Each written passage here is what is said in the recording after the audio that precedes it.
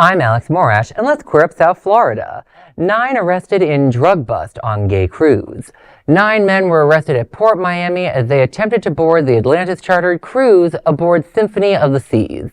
Billed as the world's biggest gay festival at sea, U.S. Customs and Border Patrol officials flagged luggage during outbound screenings at Port Miami, leading to drug-related arrests involving MDMA, LSD, cocaine, and other substances. Miami-Dade Sheriff's Office's Detective Joseph R. Peguero Rivera said MDSO arrested a total of 9 individuals on various drug-related charges, end quote. Those charged include passengers from California, Tennessee, Georgia, Washington, Arizona, Illinois, and yes, Florida. Among them are a meta manager, a nurse, and a political aide. Arrest reports show all were booked into the Turner Guilford Night Correction Center. One defendant, Adam Jones, denies the allegations. His attorney said, quote, "The defense is confident their investigation will demonstrate that he was falsely accused and will be able to show that none of the impounded items belong to him," end quote. The cruise was chartered by Atlantis Events, whose voyages have previously faced scrutiny following onboard medical emergencies.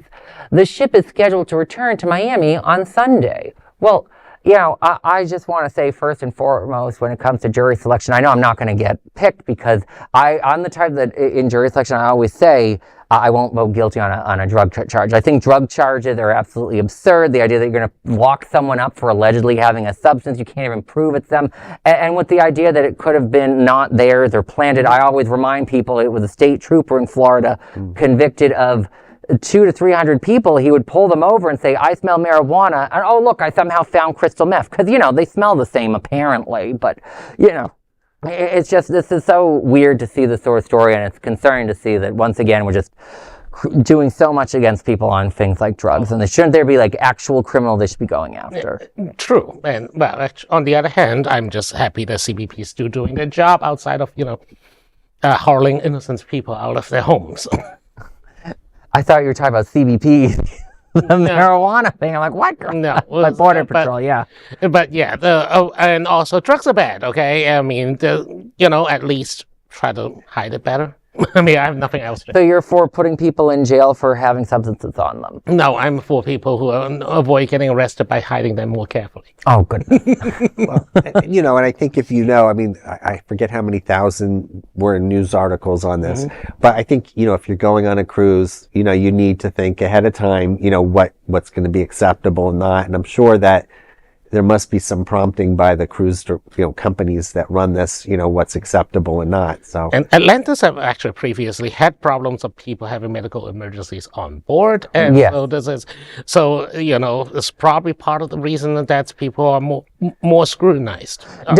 So I've never done into the thing. Yeah, I've never done an Atlantis cruise. I don't know if either of you have. Many years ago. Oh, yeah. Did they warn you ahead of time? Like, don't bring illegal things. Border Patrol might scan it. I mean, I think that's just common sense. Nothing is common sense anymore, Bobby.